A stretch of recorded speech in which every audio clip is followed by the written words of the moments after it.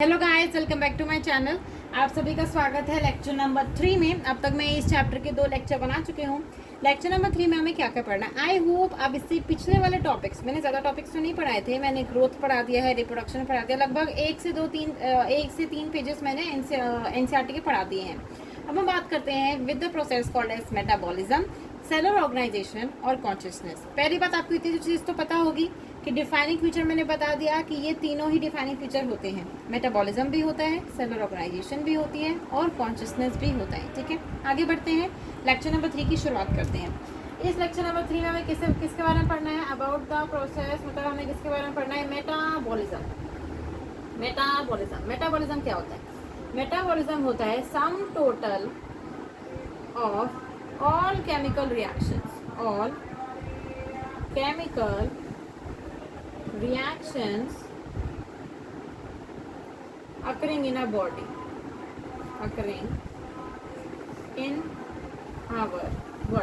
ठीक है।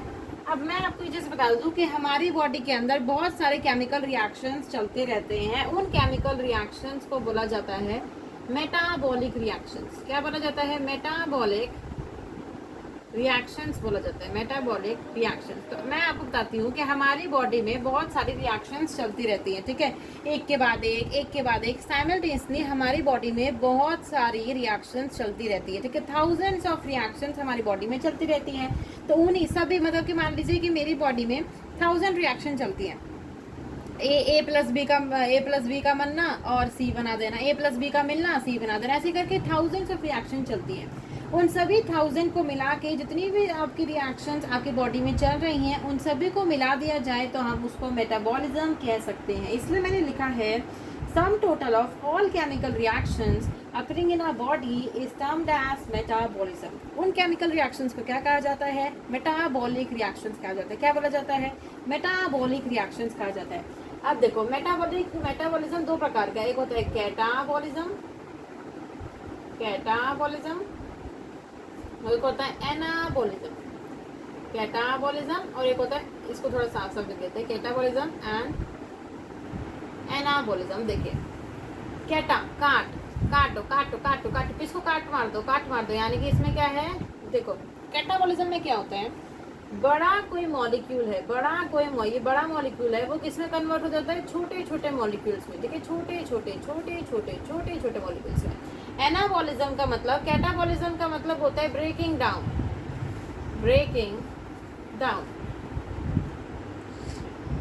एनाबॉलिज्म का मतलब होता है बिल्डिंग अप। मतलब क्या है? यहाँ पर छोटे छोटे मॉलिक्यूल्स मिलके एक बड़ा सा मॉलिक्यूल बना देंगे। ठीक है, बड़ा सा मॉलिक्यूल बना देंगे। तो समझ में आती है? मेटाबॉलिज्म दो प्रकार का होता है, एक होता है कैटाबॉलिज्म, एक होता है एनाबॉलिज्म। कैटा मतलब काट पीट दो। काट पीटने का मतलब है बड़े मॉलिक्यूल्स को छोटे छोटे मॉलिक्यूल्स में तोड़ दो। इसलिए मैंने इसको लिखा है ब्रेकिंग डाउन रिएक्शन। एनाबॉलिज्म का मतलब होता है बिल्डिंग अप रिएक्शन। छोटे मॉलिक्यूल्स को जोड़ के बड़ा मॉलिक्यूल्स बना दो, बड़ी सी गेंद बना दो। जैसे समझ में आती है?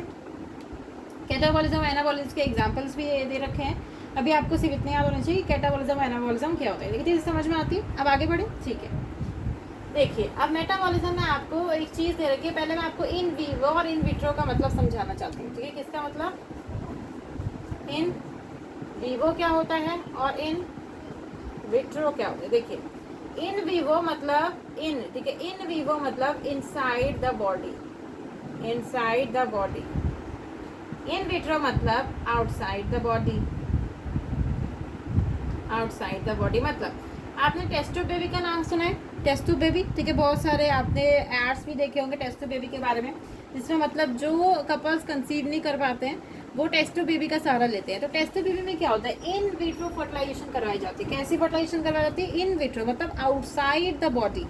आपको पता है ना कि जो मदर्स होती है, जो आपकी माँ होती है, वो वूम्ब के अंदर 9 मंथ्स तक आपको रखती हैं। वो कैसा फर्टिलाइजेशन होता है? वो इन विवो फर्टिलाइजेशन होता है। ठीक है, इन विवो यानी कि इनसाइड द बॉडी, मतलब ह्यूमन बॉडी के अंदर, और इन विट्रो का मतलब आउटसाइड। इतनी चीज़ आपको समझ में आनी चाहिए। आगे बढ़े थोड़ा सा। ठीक है, अब देखिए, मेटाबॉलिक रिएक्शंस के बारे में एक बात दे रखी है कि मेटाबॉलिक रिएक्शंस आपको पता है। देखिए, मेटाबॉलिक रिएक्शंस मेटाबॉलिक रिएक्शंस, अगर मेटाबॉलिक रिएक्शंस मेरे अंदर हो रही है, ठीक है, यानी कि इन वीवो हो रही है, मेरे अंदर हो रही है, ठीक है, मेरे अंदर हो रही है, इन वीवो हो रही है, तो आप बताइए क्या वो लिविंग रिएक्शन है? क्या वो लिविंग रिएक्शन है? बिल्कुल है, लिविंग रिएक्शन है, लिविंग रिएक्शन है, बिल्कुल है, यस लिविंग रिएक्शन है। क्या मैं लिविंग थिंग हूँ? मैं नॉन लिविंग तो नहीं हूँ ना? क्या मैं लिविंग थिंग हूँ? यस और नो? यस। तो मतलब जो इन वीवो हो रही है, जो इन वीवो रिएक्शन हो रही है, जो इन वीवो रिएक्शन हो रही है, वो लिविंग रिएक्शन भी है, प्रॉपर लिविंग रिएक्शन चल रही है, ठीक है, और लिविंग थिंग भी है। मैं लिविंग थिंग हूँ, कोई नॉन लिविंग तो हो नहीं, तुम लोग को पढ़ा रही हूँ, तो मैं लिविंग थिंग ही होगी। दूसरी चीज़, अगर मैं इसी रिएक्शन को इन विट्रो कर दूँ, इन विट्रो कर दो, मतलब कि आउटसाइड द बॉडी, किसी प्रकार के टेस्ट ट्यूब में मैंने रिएक्शन करी, किसी प्रकार के टेस्ट, मतलब आप समझ लीजिए, आपको पता है ना कि जैसे 30% आपको पता है कि डाइजेशन एब्जॉर्प्शन में आप पढ़ते हो कि 30% स्टार्च का ब्रेक डाउन सलेवरी अमाइलेज कर देता है, ठीक है, सलेवरी अमाइलेज कर देता है। तो वो रिएक्शन मान लीजिए मेरा मन किया कि मैं टेस्ट ट्यूब के अंदर करूँ, ठीक है, टेस्ट ट्यूब के अंदर करूँ, पॉलीसेकेराइड को डाइसेकेराइड में चेंज करें, तो मेरा मन किया कि मैं उसी रिएक्शन को किसके अंदर करूँ? टेस्ट ट्यूब के अंदर, टेस्ट ट्यूब के अंदर करूँ, ठीक है, टेस्ट ट्यूब के अंदर मेरा मन किया कि मैं उसी रिएक्शन को टेस्ट ट्यूब के अंदर करूँ, ठीक है, यानी कि इन विट्रो हो गया, इन विट्रो हो गया। अब बताइए क्या ये लिविंग रिएक्शन है? बिल्कुल है। 30% स्टार्च अगर मैं यहाँ पर देखूंगा तो 30% स्टार्च को वो कन्वर्ट कर देगा। क्या ये लिविंग थिंग है? क्या तुम्हें लगता है कि टेस्ट ट्यूब लिविंग थिंग है? टेस्ट ट्यूब चलता है, टेस्ट ट्यूब खाना खाता है, नहीं खाता, तो ये कैसी हो गई? ये हो गया नॉन लिविंग। क्या हो गया? नॉन लिविंग, लिविंग थिंग नहीं है, ठीक है। तो मैं इसका स्टेटमेंट लिख देती हूँ कि इसका स्टेटमेंट लिख देती हूँ, फिर आपको चीज समझाती हूँ कि ऐसी मेटाबॉलिक रिएक्शन, ऐसी मेटाबॉलिक रिएक्शन जो कि इन विट्रो में हो, टेस्ट ट्यूब के अंदर हो, वो नाइदर लिविंग है नॉर नॉन लिविंग है। ये आपकी एनसीईआरटी में टर्म दे रखा है, पर आप मोस्ट अप्रोप्रिएट याद रखिए कि जो इन विट्रो में जो रिएक्शंस होंगी, इन विट्रो में जो रिएक्शंस होंगी वो लिविंग रिएक्शन तो होगी, लिविंग रिएक्शन तो होगी, पर वो कैसा होगा? नॉन लिविंग थिंग होगा, नॉन लिविंग थिंग होगा। ये चीज समझ में आती है? ठीक है, समझ में आ गई। और मैं आपको पहले बता चुकी हूँ कि मेटाबॉलिक रिएक्शन हर जगह देखने के लिए मिलती है, चाहे वो प्लांट हो, चाहे वो एनिमल हो, चाहे वो बैक्टीरिया हो, चाहे वो छोटे छोटे माइक्रोब्स हो जिनको आप अपनी आंखों से भी देख सकते हो, सभी में मेटाबॉलिक रिएक्शन देखने के लिए मिलती है। मतलब ये 100% लिविंग में है और 0% नॉन लिविंग में है। तो ये किस प्रकार का फीचर हुआ? डिफाइनिंग फीचर हुआ। ये चीज़ समझ में आती है? मेटाबॉलिज्म यहीं पर खत्म होता है। हम थोड़ा आगे बढ़ते हैं about the cellular organization. Cellular organization का क्या मतलब है? देखिए, सेलुलर ऑर्गेनाइजेशन का क्या मतलब होता है? देखिए, आपने पढ़ा होगा अपनी छोटी क्लासेस में about the unicellular organisms, unicellular organisms, और आपने पढ़ा होगा about the multi cellular organisms, पढ़ा होगा, ठीक है। यूनिसेलुलर का मतलब क्या होता है? यूनि का मतलब वन, ऐसा ऑर्गेनिज्म, ठीक है, ऐसा ऑर्गेनिज्म जो कि सिर्फ एक सेल से मिलके बना हुआ है, ठीक है, किससे? ऐसे लिख लो, जो कि सिर्फ वन सेल से मिलके बना हुआ है, ठीक है। यहाँ पर ऐसा ऑर्गेनिज्म जो मैनी सेल से मिलके बना हुआ है, thousands of cells, billions of cells. इतनी चीज समझ में आती है? सेलुलर ऑर्गेनाइजेशन का मतलब क्या होता है? आपको इतनी चीज पता है? मान लीजिए मैंने एग्जाम्पल लिया, ये है मार्कर, ठीक है, ये क्या है? मार्कर, ठीक है, ये क्या है? मार्कर, और ये है मेरा हाथ, ठीक है, ये है मार्कर और ये है मेरा हाथ। आप बताइए क्या ये मार्कर किस चीज़ से मिलके बना होगा? क्या ये मार्कर सेल्स से मिलके बना होगा? बिल्कुल नहीं। जो बच्चों ने बोला है ये क्लास देखते हुए कि ये मार्कर सेल्स से मिलके बना हुआ है, वो एक टांग पे खड़े हो जाइए। ये बिल्कुल गलत बात है। आपने 9th 8th में ही पढ़ रखा है, 8th और 9th में पढ़ रखा है कि ये जो नॉन लिविंग ऑर्गेनिजम्स होते हैं वो सेल्स से मिलके नहीं बने होते। इवन आप इधर लिख सकते हैं कि लिविंग ऑर्गेनिजम्स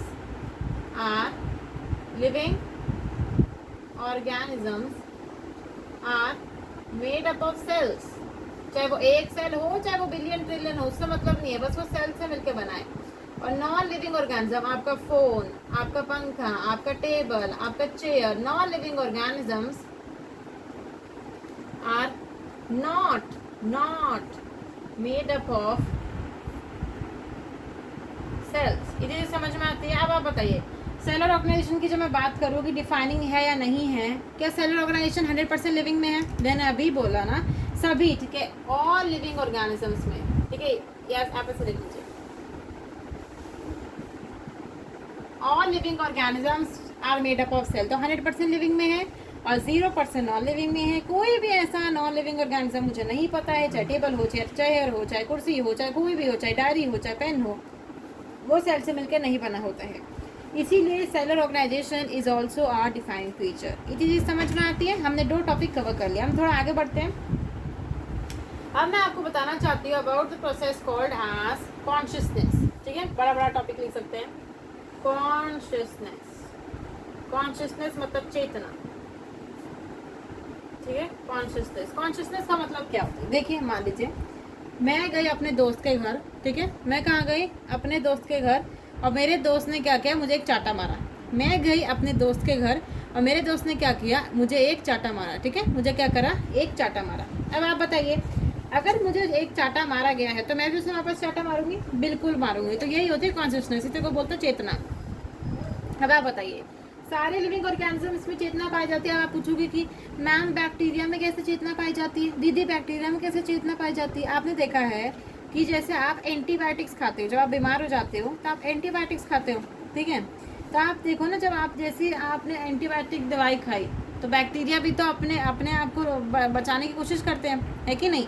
अपने आप को बचाने की कोशिश करते हैं। तो वही बात है कि सभी लिविंग ऑर्गेनिजम्स कॉन्शियसनेस दिखाते हैं, ठीक है। वो क्या करते हैं? जैसे वो अपने एनवायरनमेंट को सेंस कर लेते हैं और उसके खिलाफ एक प्रकार का रिस्पॉन्स दिखाता है। आप ही बताइए जब मेरे दोस्त ने मुझे चाटा मारा तो मैं जब मेरे दोस्त ने मुझे चाटा मारा तो मैंने क्या किया? पूरे के पूरे एनवायरनमेंट को सेंस कर लिया कि भाई मेरा दोस्त तो बहुत गंदा है। मैंने अपने दिमाग में सोचा मेरे दोस्त तो बहुत गंदा है, उसने मुझे चाटा मार दिया। फिर मैंने इमीडिएट रिस्पॉन्स भी दिया। भाई ऐसी बात नहीं है कि मैं अपने घर चली गई फिर 2 दिन बाद आई रिस्पॉन्स करने का, नहीं, बिल्कुल इमीडिएट रिस्पॉन्स, अभी का अभी रिस्पॉन्स दे दिया। मैंने चटाक से उसे भी चाटा मारा उल्टे हाथ का। तो ही बात हो गई कि मैंने इमीडिएट रिस्पॉन्स दिखाया। ये चीज़ समझ आ गई कॉन्शियसनेस का मतलब क्या होता है। कॉन्शियसनेस के बारे में दे रखा है कि मोस्ट जो ऑब्वियस प्रॉपर्टी है, most obvious and technical property अगर कोई है, टेक्निकल प्रॉपर्टी है कॉन्शियसनेस, कॉन्शियसनेस, ठीक है। चाहे वो प्लांट हो, चाहे वो प्लांट हो, चाहे वो एनिमल हो, चाहे वो माइक्रोब्स हो, सभी के अंदर और 3 के अंदर कॉन्शियसनेस देखने के लिए मिलता है, ठीक है। नेक्स्ट चीज़ आपको पता होना चाहिए, नेक्स्ट चीज़ आपको जो पता होनी चाहिए वो photo period. What do you mean by photo period? ठीक है, फोटो पीरियड, फोटो पीरियड पहले आपको रखना चाहिए कि अफेक्ट्स रिप्रोडक्शन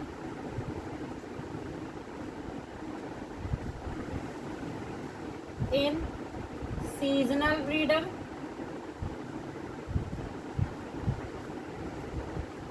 and in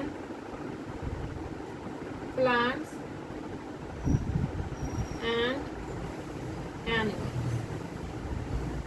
ठीक है।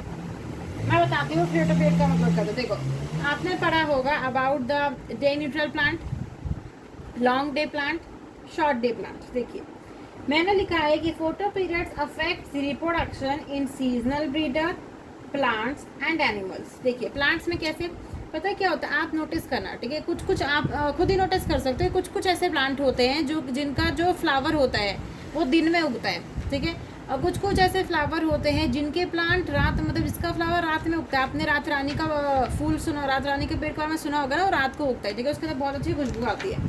तो आपने सुना होगा कि प्लांट्स के अंदर, ठीक है, फोटो पीरियड जो सनलाइट कितनी मिल रही है वो डिसाइड कर रहा है कि वो कब रिप्रोडक्शन करेगा। आपको तो इतना चीज़ पता है, मैं सेक्सुअल रिप्रोडक्शन फ्लावरिंग प्लांट्स पढ़ा चुकी हूँ कि जो साइट होते हैं सेक्सुअल रिप्रोडक्शन के वो फ्लावर हैं। जैसे हमारे में गोनाड्स होते हैं, टेस्टिस, ओवरी होती है, इसमें क्या है, इसके अंदर क्या है, प्लांट्स के अंदर फ्लावर है। तो मतलब कितनी सनलाइट आ रही है वो डिसाइड कर रहा है, कितनी सनलाइट आ रही है वो डिसाइड कर रहा है कि रिप्रोडक्शन कब होगा और रिप्रोडक्शन कब नहीं होगा। समझ में आता है? ठीक है, अब मैं बताती हूँ कि सीजनल ब्रीडर का मतलब क्या होगा। आपने देखा होगा कुत्तों बिल्लियों में पहले तो क्या करेंगे, दूरियां बनाएंगे, ठीक है, दूरियां बनाएंगे, और फिर जैसे ही रेनी सीजन आएगा, पहला नशा पहला घुमार, मतलब एक दूसरे के पीछे घूमने लगेंगे। तो वही बात है कि उनके अंदर सनलाइट डिसाइड करते हैं। वो पता है एक सनलाइट के पीरियड को नोटिस कर लेते हैं। पहले तो क्या करेंगे, पहले खूब दूरियां बनाएंगे, ठीक है, कोई मतलब नहीं है, मैं तेरी नहीं तू मेरा नहीं, ठीक है। जैसे ही रेनी सीजन आएगा दोनों एक साथ घूमने लग जाएंगे, ठीक है। और फिर आपने देखा होगा 1 महीने बाद उनका बेबी होगा, मतलब 4-5 बच्चे घूम रहे होंगे पप्पी उनके आसपास। तो वही बात है कि photo period affects production in seasonal breeder, in plants and in animals. इतनी बात समझ में आती है, ठीक है। कॉन्शियसनेस को मैंने बहुत अच्छे से समझाने की कोशिश की है। अब भैया देखिए, जो 5 प्रॉपर्टीज मैंने आपको बोली थी, कौन कौन सी 5 properties, growth, reproduction, metabolism, cellular organisation, consciousness, ये सारी की सारी मैं आपको पढ़ा चुकी हूँ, ठीक है। सारी की सारी मैं आपको पढ़ा चुकी हूँ, ठीक है। ये सारी की सारी मैं आपको पढ़ा चुकी हूँ। अब हमें स्टार्ट करना है अबाउट द बायोडाइवर्सिटी टर्म, ठीक है। बायोडाइवर्सिटी टर्म, इसमें एक और लाइन है मैं बोलना चाहती हूँ जिसपे क्वेश्चन पूछा जा सकता है, ठीक है। इतनी भी ज़्यादा इंपॉर्टेंट नहीं है, फिर भी आप लिख लीजिए। All the organism from present, past and future are linked, इसको अच्छे से लिख देते हैं, are linked to one another by the sharing of common genetic material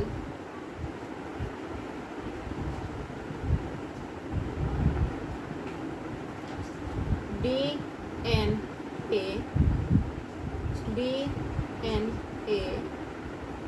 but to varying degrees। मैं बताती हूँ इसका मतलब क्या है। पहले आप पूरी लाइन लिख लीजिए, एज इट इज दे रखी है कि all the organisms, all the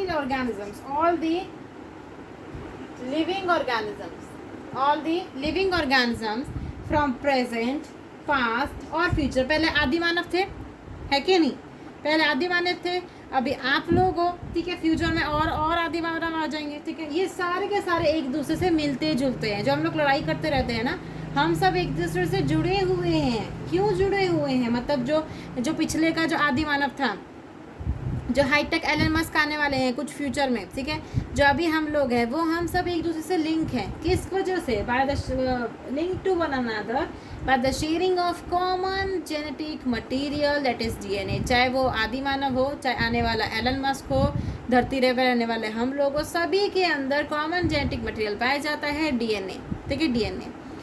मैंने लिखा है बट टू वेरिंग डिग्रीज। ऐसा क्यों लिखा है, मान लीजिए अगर हमारे अंदर सभी के अंदर सेम डीएनए पाया जाता है, सेम डीएनए के अंदर प्रोटीन्स पाए जाते हैं, तो हम सब एक जैसे दिखते हैं, ठीक है। मतलब कि सब एसआर के होते हैं, एसआर के। पूरी पृथ्वी में अगर 170 करोड़ की पॉपुलेशन है, वैसे इतनी नहीं है, बहुत ज़्यादा है, पर मान लेते हैं कि 170 करोड़ की पॉपुलेशन, तो वो सारे के सारे एसआर के होते हैं, ठीक है। सारे के सारे एसआर के होते हैं। अगर हमारे अंदर वेरिएशंस नहीं पाई जाती, ठीक है, थोड़ी सी वेरिएशन नहीं पाई जाती, पर ऐसा तो नहीं है हमारे अंदर, जैसे हमारे भाई बहन में भी वेरिएशन देखने के लिए मिलती है, पापा में भी वेरिएशन देखने के लिए मिलती है, सभी में वेरिएशन देखने के लिए मिलती है, इसीलिए हम अलग अलग दिखते हैं, ठीक है। कितनी अच्छी बात है, अगर हम सेम दिखते तो पता नहीं क्या हो जाता, समझ में आता है, ठीक है। अब हम नेक्स्ट टॉपिक की बात करते हैं। ये टॉपिक इतना ही था, ठीक है। अब हम नेक्स्ट टॉपिक की बात करते हैं, वो है अबाउट द बायोडाइवर्सिटी। क्या है बायोडाइवर्सिटी? बायोडाइवर्सिटी का क्या मतलब होता है? बायोडाइवर्सिटी, ठीक है, biodiversity is the number and type of organism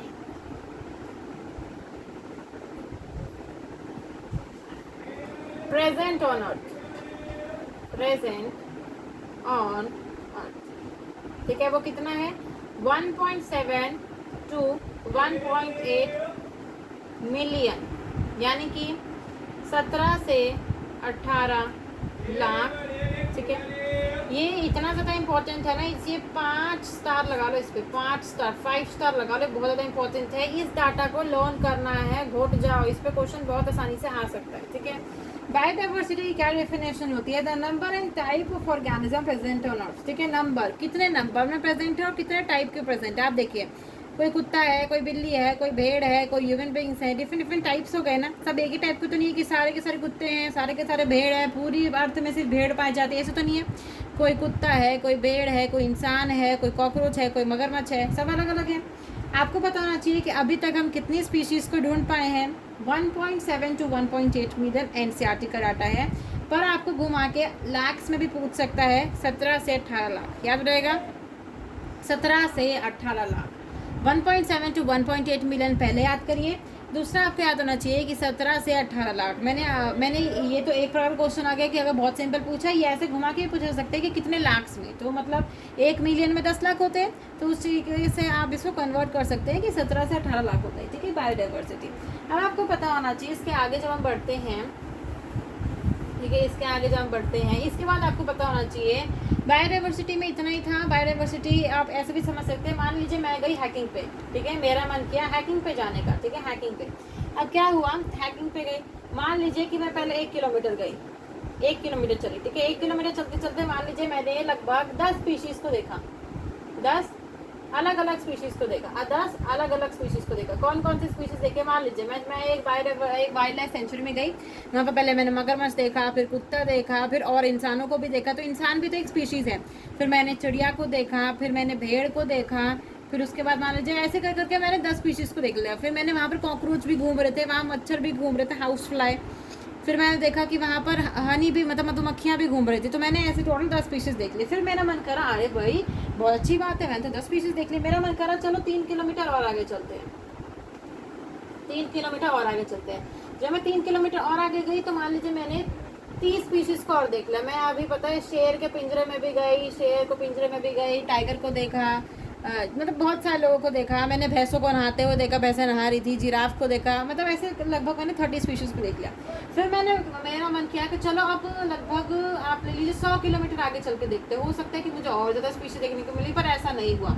जब मैं 100 किलोमीटर आगे गई ना, तो ये सारे के सारे स्पीशीज़ जो मैंने अभी देखी थी, ये सारी की सारी स्पीशीज़ जो देखी थी, वो सारे के सारे रिपीट होने लग गई। क्या होने लग गई, रिपीट होने लग गई। मतलब कि हाँ, मैं 100 किलोमीटर तक गई, मुझे न्यू जो स्पीशीज़ मिली वो लगभग 10 मिली और रिपीट 40 थी। तो मतलब कि जैसे जैसे आप एरिया बढ़ाओगे, नो डाउट स्पीशीज़ का नंबर बढ़ता जाएगा, पर अप टू एक्सटेंट, ठीक है, ये एनसीईआरटी में लाइन है कि जैसे जैसे आप आगे बढ़ते जा रहे हो, 1 किलोमीटर बढ़े, 2 किलोमीटर बढ़े, पर अप टू एक्सटेंट ही आपको नई स्पीशीज़ देखने के लिए मिलेगी। आप ऐसे भी समझ सकते हैं, आप अपने घर से बाहर निकले, घर से बाहर निकलते निकलते पहले तो बात तो आपको कौवे ने प्रसाद दिया, ठीक है, आपकी शर्ट पे प्रसाद दे दिया, वो एक स्पीशीज हो गई कौवा, ठीक है। दूसरा आपको चलते गाय दिख गई, भैंस दिख गई, सांड दिख गया, ठीक है। फिर आपको कुत्ता दिख गया, फिर आपको और ह्यूमंस भी दिख गए, फिर उसके बाद आपको क्या दिख गया, मान लीजिए छिपकली दिख गई। ऐसे ऐसे करते करते आपको भी 10 स्पीशीज दिख गई।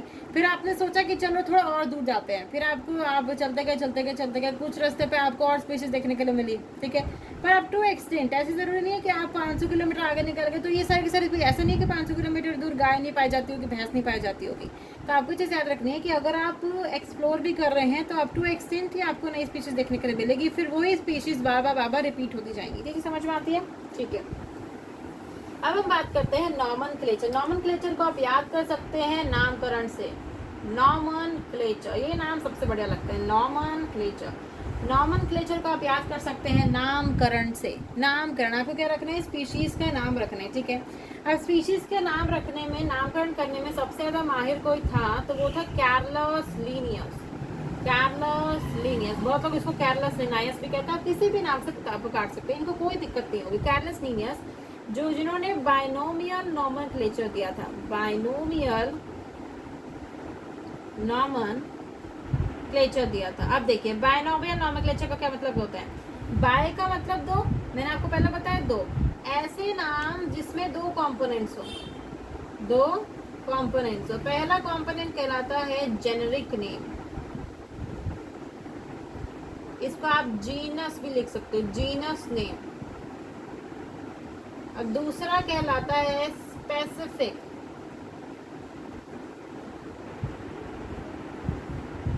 एपिथेट, इसको आप स्पीशीज भी बोल सकते हो, स्पीशीज का नाम, ठीक है। तो नॉमनक्लेचर का मतलब नामकरण। अब भाई नामकरण रखने की जरूरत क्यों पड़ी, देखिए मैं आपको एक सिंपल एग्जांपल से मान लेते हैं। अभी आम बहुत ज़्यादा फेमस चल रहे होंगे, ठीक है, गर्मी में। मान लीजिए कि आम को आपकी दिल्ली में बोया जाता है आम, ठीक है। मान लीजिए बंगाल में बनाया जाता है, अल्फेंजो वाला आम भी होता है, ठीक है। उसके बाद लंगड़ा आम भी बहुत लोग बोलते हैं, चूसने वाला आम भी होता है। मतलब आपके इंडिया में ही 4-5 नाम के आम पाए जा रहे हैं, ठीक है। आम सेम है, आम सेम है, आम के डिफरेंट स्पीशीज है वो ठीक है, पर आम के डिफरेंट डिफरेंट नाम इंडिया में ही पाए जा रहे हैं। मान लीजिए कि अमेरिका में आम को बोला जाता है, कुछ भी मान लीजिए, अमेरिका में आम को बोला जाता है कर्नल, ठीक है, कर्नल। मान लीजिए ऑस्ट्रेलिया में बोला जाता है आम को स्वीटी, ठीक है। सबका अपना अपना है। जैसे आपने प्याज को देखा होगा, दिल्ली वाले उसको प्याज बोलते हैं, मुंबई वाले उसको कांदा बोलते हैं, है कि नहीं, अलग अलग नाम हो गया। अब मान लीजिए कोई फॉरेनर आया इंडिया के अंदर, वो तो जानता है कि भाई वो ऑस्ट्रेलिया का रहने वाला है, वहाँ तो स्वीटी को आम बोलते हैं। वो रेडी वाले के पास गया, बोला भाई स्वीटी दे दे, बोला भाई स्वीटी दे दे। वो तो सोचेगा अरे मेरी बेटी का नाम ले रहे स्वीटी दे दे, ये कौन सी बात हुई, वो तो ऐसे बोलेगा। तो फिर वो भाई वो थोड़ा समझाने की कोशिश करेगा, अरे ये दिस मैंगो, येलो पार्ट। अच्छा वो कहेगा अच्छा तू आम की बात कर रहा है, बकवास क्यों कर रहा है, स्वीटी क्यों बोला तूने। तो फिर वो इंग्लिश में समझाएगा, नहीं this is not your fault baby, this is not your fault, मेरे यहाँ पर इसको स्वीटी ही कहा जाता है। तो ये गलत बात हो गई कि नहीं। इसी प्रकार से साइंटिस्ट, भाई नामकरण तो साइंटिस्ट ही करते हैं, स्पीशीज़ का नाम तो साइंटिस्ट ही रखेंगे, कोई आता जाता तो नहीं रख देगा। मान लीजिए मेरा नाम किया कि आज से मेरे जो आम पाया जा रहा है उसका नाम रखना चाहूँगी मैं स्वीटी, कुछ भी रख लो। मान लीजिए मैंने उसका नाम रख दिया चिंटू का बेटा, चिंटू का बेटा मैंने आपका नाम रख दिया, ठीक है, चिंटू का बेटा नाम रख दिया। तो मैं अपने आप तो नहीं रख सकती, साइंटिस्ट उसका नाम रखेंगे, ठीक है। साइंटिस्ट ने क्या किया, साइंटिस्ट पहली बात तो ये चाहते थे कि हम जो भी नामकरण रखें वो बार बार चेंज ना हो। मान लीजिए कि आपको आम का नाम तो पढ़ा होगा आपने, Mangifera indica. Mangifera indica Latin language में होता है। लैटिन लैंग्वेज में क्यों रखा, आपने सुना होगा ना हैरी पॉटर में लिंगारियम लेवियोसा, वो एक लैटिन लैंग्वेज है, वो कभी भी चेंज नहीं हो सकता। मान लीजिए लिंगादियम लेवियोसा की जगह कुछ और नाम होता, ठीक है, आबरा का डाबरा होता, ठीक है। आबरा का डाबरे के बहुत सारे वेरिएशंस आपको इंडिया में ही देखने के, कोई आबरा का डाबरा बोलता है, कोई आबरा का पाबरा बोलता है, कुछ भी बोल देता है, कोई भी मंत्र बना देता है। इसीलिए लैटिन लैंग्वेज में रखा जाता है। लैटिन लैंग्वेज एक प्रकार की डेड लैंग्वेज है, उसमें कभी भी कोई चेंज नहीं आ सकता। आपने सुना होगा ना, आप गूगल पे चेक करा करना, कभी आपको पता होता है कि इंग्लिश का वर्ड कुछ और था और वो कुछ और बन गया। मतलब इंग्लिश के वर्ड्स में भी चेंज आते रहते हैं, पर लैटिन लैंग्वेज में आज तक चेंज नहीं आया। जो मैंजीफेरा इंडिका का नाम है वो हमेशा ही चलता रहेगा। इसीलिए आपको पता है, पहले बात साइंटिस्ट ने कहा कि हम सारे के सारे नामों को लैटिन लैंग्वेज में रखेंगे। दूसरी चीज़, हम ये इंश्योर करेंगे कि जो स्पीशीज़ का हमने नाम रखा है वो पूरे के पूरे वर्ल्ड में एक ही नाम से जाना जाता हो। मतलब मान लीजिए मैं एक साइंटिस्ट हूँ, ठीक है, मैं एक साइंटिस्ट हूँ जो कि मैं इंडिया में काम करती हूँ, स्पीशीज़ का नाम रखती हूँ।